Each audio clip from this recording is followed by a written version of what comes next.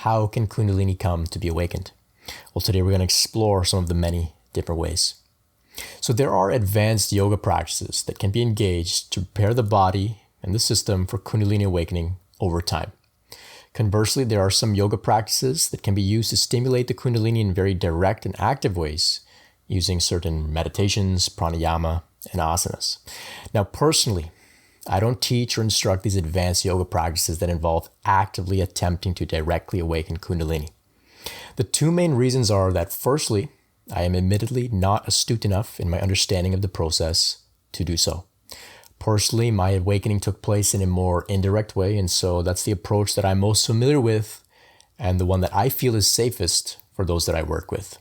Now, the second reason is that I feel that those direct methods of awakening Kundalini can be dangerous in the sense that they can bring about an awakening before a person might be truly ready. So, of course, this can lead to a very difficult and turbulent process, to say the least. In the past, yoga was taught from a master to a seeker to a student over a very long period of time, maybe decades even. So a teacher would guide a student to prepare their system with very simple, safe practices over many years, gradually giving them more advanced practices, and finally, eventually leading them to the very, very effective and direct ways of raising Kundalini. That was how things were in a traditional sense. A person was guided by a teacher in a very safe and structured way.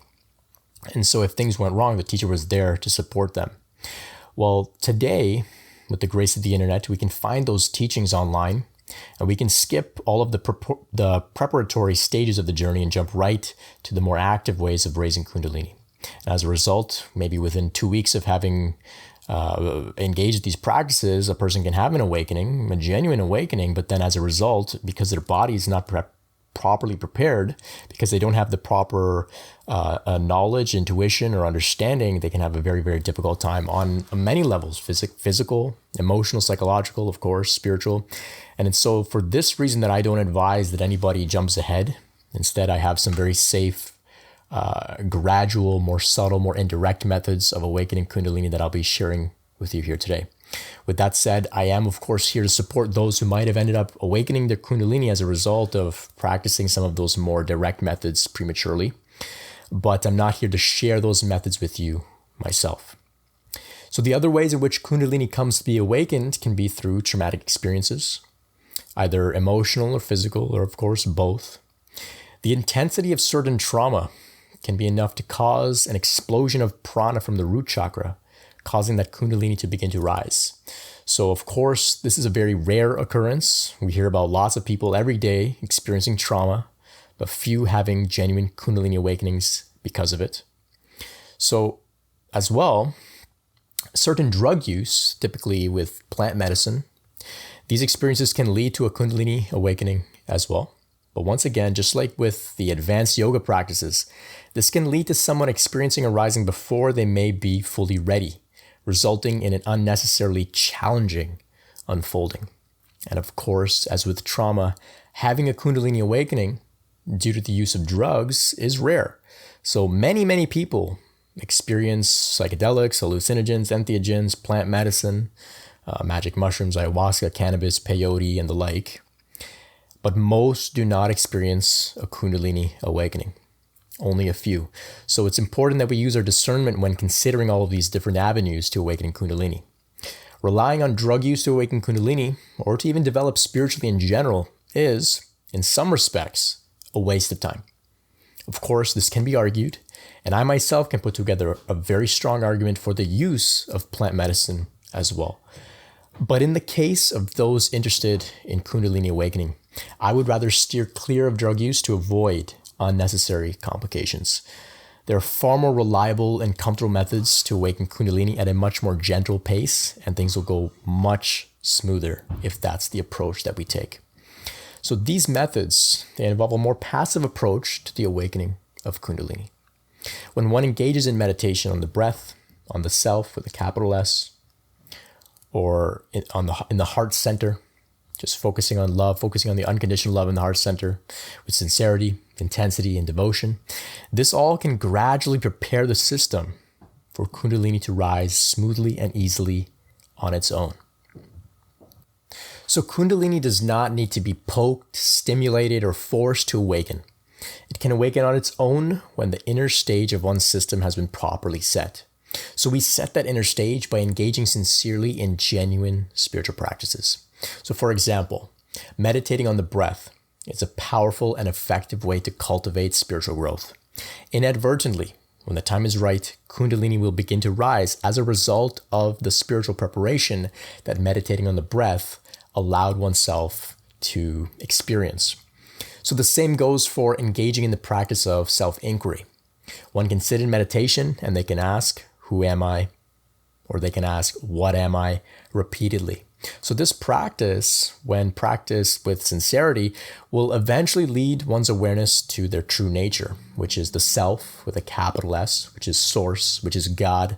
So once this dawning, once this awakening takes place, then Kundalini can begin to rise on its own. So personally, this is generally speaking how my unfolding went. So this is also the method that the great saint Sri Ramana Maharshi had spoken of in regards to Kundalini. So he said that some yogis work to actively awaken Kundalini, and others simply engage in self-inquiry and it awakens on its own. So other effective spiritual practices can be devotional acts, such as deep, sincere prayer or a deep mantra practice. If we look at the Christian contemplative monks and nuns, they're known to have engaged in prayer, deep prayer. And some of them report that at some point during their practice of prayer,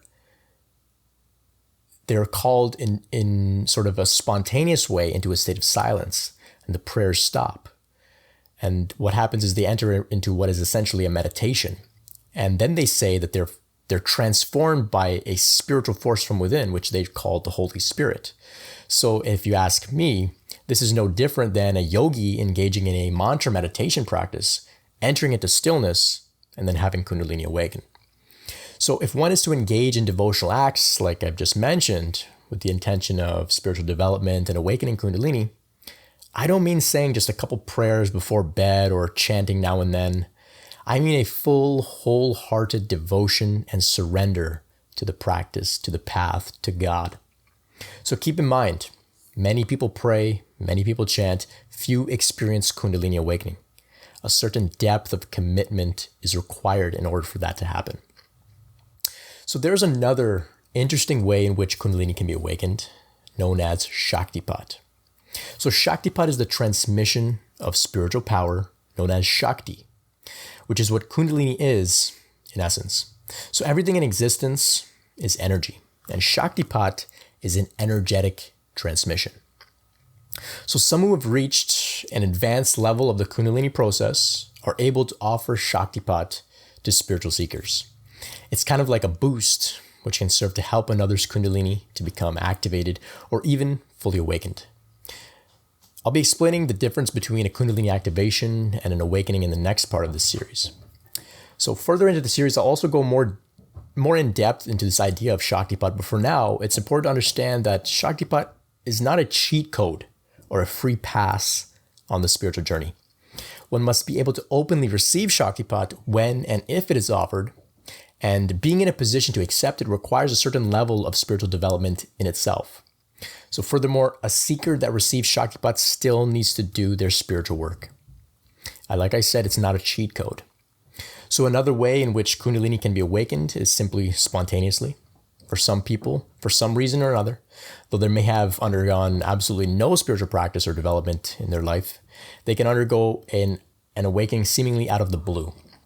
So one reason for why this could happen is because they could have put in a lot of sincere work in their previous lifetimes. And finally, there are some who come into this lifetime, their current lifetime, with an already awakened Kundalini. Now, this is because they experienced an awakening in their previous incarnation.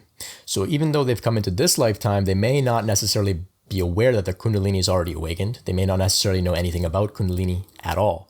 But when and if the time is right, certain key events will unfold in their life, which will spark the revival of their spiritual process so that they can actively continue where they left off in the previous lifetime. So this can sort of help you to understand why you may be experiencing a Kundalini awakening if you have, not had any spiritual practice, if you had no interest in this stuff, if you maybe had, some certain experiences starting to happen to you almost out of nowhere. Well, this may be why. Maybe you're ripe now in this lifetime because in the previous lifetime you did a lot of great work. And so now you're picking up where you left off. Like I said, the process is highly individualized. It's very unique. It's very mysterious in a sense. So these are a few ways in which Kundalini can be awakened. There are also some occult methods as well, often involving the misplaced intention to use Kundalini for purposes other than self-realization and spiritual transformation. So we don't need to get into this today. This approach as a whole, in general, is asking for trouble. It's not something that I advise anybody consider at all. So in the next part of this series, we'll take a look at the different types of Kundalini awakenings and the difference between an awakening and an activation. As always, if you have any questions about your Kundalini process or about spirituality in general, or if you'd like to meet with me, you can find out more at brentspirit.com. You can also find me on Instagram at Brent Spirit.